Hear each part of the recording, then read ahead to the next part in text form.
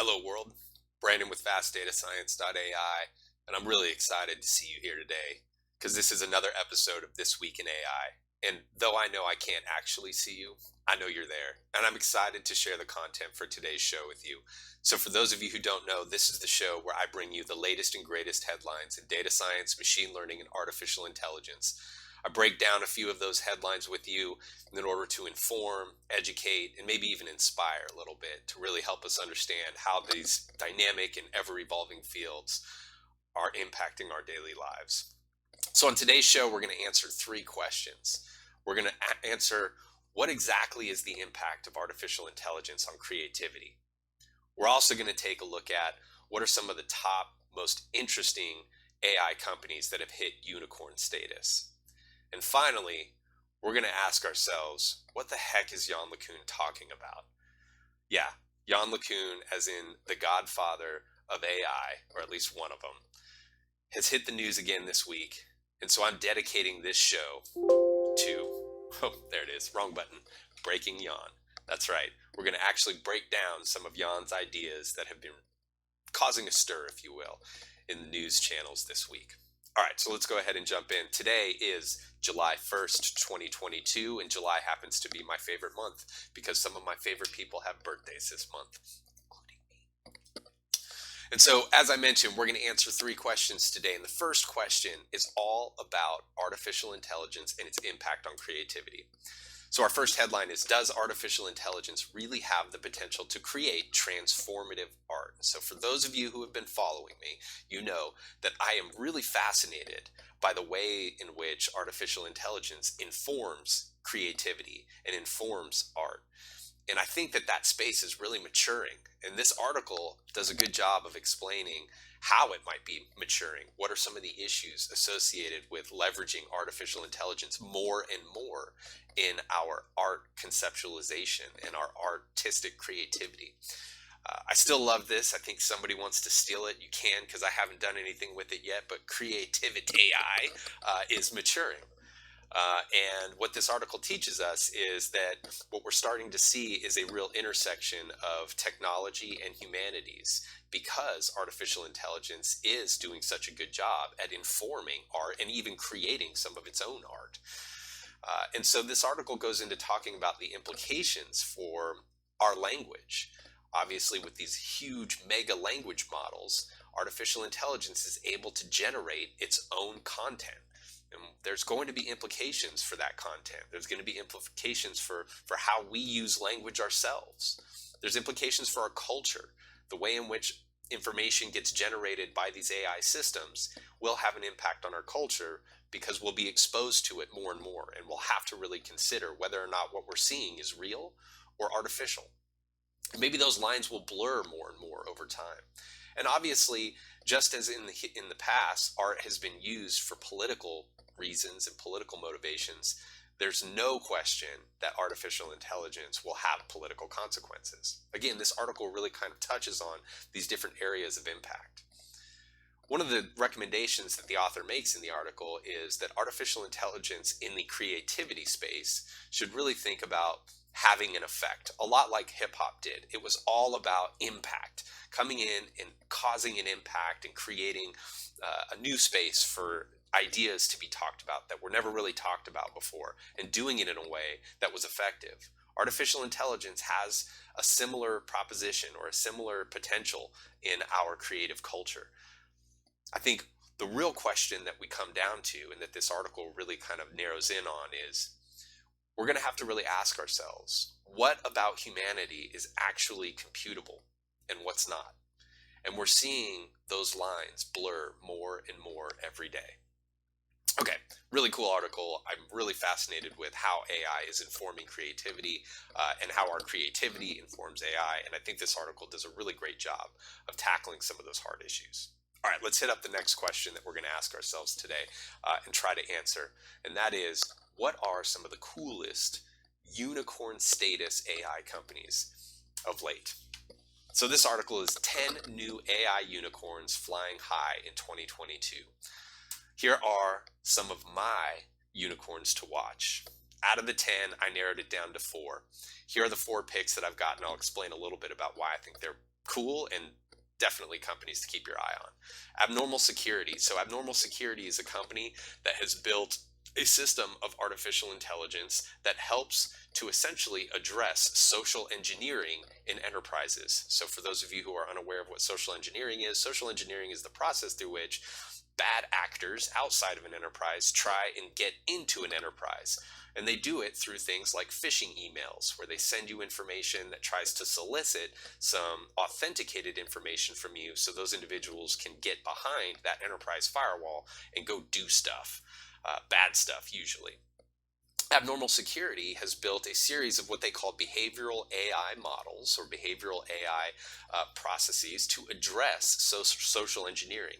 It helps to flag incoming traffic into an enterprise and give you a threat assessment on all the different lines of traffic and what exactly level of threat they represent to your company, so that security teams can be even more proactive about how information is transmitting inside enterprises and potentially leading to open vulnerabilities. Really cool, awesome idea, and a great company that's getting a lot of buzz.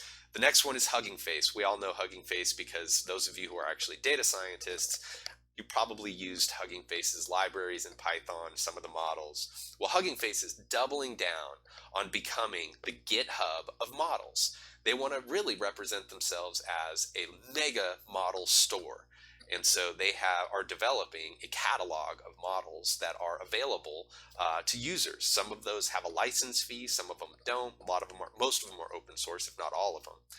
But here is an example of what that looks like. So here is the Hugging Face, the landing page for their model repository.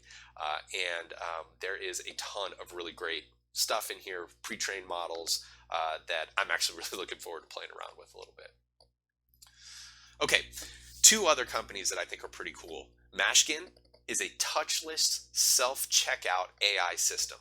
This AI system apparently achieves high levels of accuracy at identifying products that are being taken off of shelves, even products that show up on a plate, for example, at a restaurant. Identifying what they are so that you can then charge that individual in a touchless self-checkout experience. I mean, if we thought that self-checkout was bad, hello, auto checkout. We don't even need anybody anymore to work in the stores. Just go in the store, grab your stuff, and leave. Restaurants, hey, we may not be too far behind in there too. So really interesting company, really interesting AI models to perform some of this touchless self-checkout, if you will. Finally, Viz AI is a medical imaging company that's starting to bring more of the visual artificial intelligence capabilities into medical practice to really help doctors and hospitals evaluate medical images for risk in terms of cancers and other things, and helping to identify more potential cases in order to improve outcomes for folks. And so there's lots of really interesting impacts here. What I like about this, we've heard about medical imaging and the effect AI has had in that space. People often talk about the fact that, hey, maybe, radiologists may not be as, abundant in the future because we have AI systems. This company is actually tackling how to make that operationalizable. So how do you actually bring that into a company so that it's useful for them? It's not just sitting in a research lab or requires a whole bunch of code sitting on a computer. So they're really industrializing this capability. Pretty cool stuff. Okay. All right. So let's get into the theme of today, which is breaking Yann, or at least breaking down Yann. So what was Yann LeCun in the news for this week? Yann LeCun was in the news this week because he has published a bold new vision for the future of artificial intelligence. See, there it is. He's one of the godfathers. I told you. One of the godfathers of deep learning, pulls together old ideas. He brings in psychology, some neuroscience, developmental psychology, developmental biology, and he kind of merges that and meshes that with some ideas around creating a pathway to build models that are more artificially generally intelligent. So models for AGI. These are largely built on the idea of world models. That is, the idea that we are able to understand the world around us because we hold a abstract world model that allows us to predict how objects in our world interact. See, for Yann LeCun, intelligence is fundamentally a process of being able to predict things. And so, in this concept, Yann LeCun is developing around that assumption. And so, he's building, or at least proposing to build, various architectures that bring interconnected models together that allow systems to learn these world models. It is, in short, an application of these general world models so that we can predict we can predict actions. Excuse me. A lot of his recent papers. So here's his recent paper, "A Path Towards Autonomous Machine Learning or Machine Intelligence." It's like 42 pages of content, 63 pages with the references. So it's pretty long. I've only gotten through about half of it. But fundamentally, he talks about joint embedding predictive architectures, or JEPA. And so these JEPA architectures are really built around creating and embedding and encoding space for information about the world. And we do that in ways that aren't necessarily directly predictive of two different sort of embeddings or two different encoding spaces. Instead, you create sort of a third layer that may be informed by a world model for determining how one stimulus, like X, creates some action like Y. The idea that a series of possible X's can create a series of possible Y's, just sort of depending on the world model and depending on some other information in the environment. A lot of these architectures attempt to essentially manage uncertainty in stimulus-rich environments. And so here is fundamentally a model of his system. He has various architectures that work in tandem, that are interconnected, that allow a system to effectively predict actions in the world, and largely do that through observation. So obviously video and video training data is extremely important for the deployment and sort of the execution of developing something like this. My questions are really about whether or not we have a place for long-term memory and the idea that we often learn not just from observation but from mimicry. And so I'm wondering if whether or not long-term memory has a place in his models. Whether or not it matters, I don't know, but I'm wondering if long-term memory creates slightly different world models that we operate from depending on our situation, which is why we are considered so intelligent. But again, these are sort of open questions in a space that I understand still very little of, but I'm learning quickly. And so I think Yann's proposing some very interesting ways forward. And so I think we have a lot more to see what comes out of his research and others that this will inspire. So with that, here are the links for today's show. Hopefully you found this educational. Hopefully you found this a little bit inspiring for your own directions. And I look for more support, comment, share, do all the things that, everybody on these social channels asks you to do. Thanks again. Have a happy 4th of July. Hopefully those of you who celebrate 4th of July are going to have a really exciting long weekend. And I will catch you all next week on another episode of This Week in AI. Thanks, everybody. Have a great weekend.